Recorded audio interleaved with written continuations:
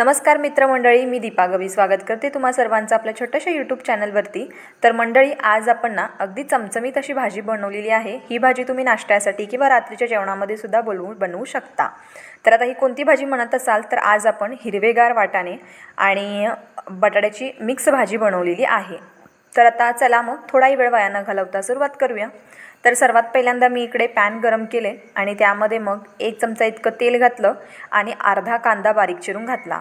तर ही भाजी मी दोघांना होईल इतकीच थोडीशी बनवलेली आहे। तुम्ही हवं असल्यास जास्त प्रमाणात भाजी बनवत असाल तर प्रत्येक पदार्थाचं प्रमाण वाढवू शकता। तर आता इकडे मी अर्धा टोमॅटो सुद्धा बारीक चिरून घातला आणि कांदा टोमॅटो चांगले बारीक गॅसच्या फ्लेमवरती ना शिजवून घेतले।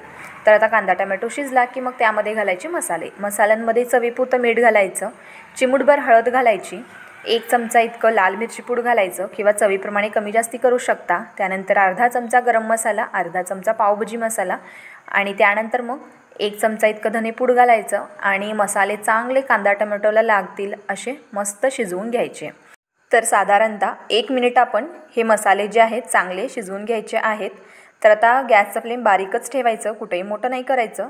आता काय करायचं, मसाले चांगले शिजले की मग त्यामध्ये आपण घालायचे हिरवे वाटाणे। तर मंडळी, हिरवे वाटाणे सुद्धा म्हणतात किंवा बॉम्बे वाटाणे सुद्धा म्हणतात। आपल्या इकडे तरी म्हणजे बेळगावात बॉम्बे वाटाणे जास्त म्हटलं जातं। तुम्ही काय म्हणता सांगा मला कमेंट करून। आणि त्यानंतर आता चला वळूयात भाजीकडे। आता आपण इकडे घातले बटाटे। तर बटाट्यांचे साल न काढता मी याला बारीक चिरून घेतले, बघतच आहात तुम्ही इकडे, आणि त्या भाजीमध्ये घातले। आता काय करायचं, वाटाणे आणि बटाटे जे आहेत चांगले मिक्स करून घ्यायचे आणि 2 मिनटं ना असंच याला बारीक गॅसच्या फ्लेमवरती परतायचं।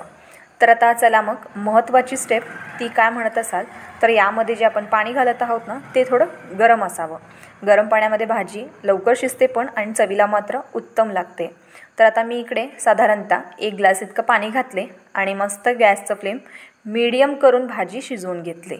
तर आता आपण काय करूयात, यावरती एक प्लेट झाकूयात आणि प्लेटवरती ना तुम्ही पाणीसुद्धा ठेवू शकता म्हणजे भाजी लागणार नाही खालून।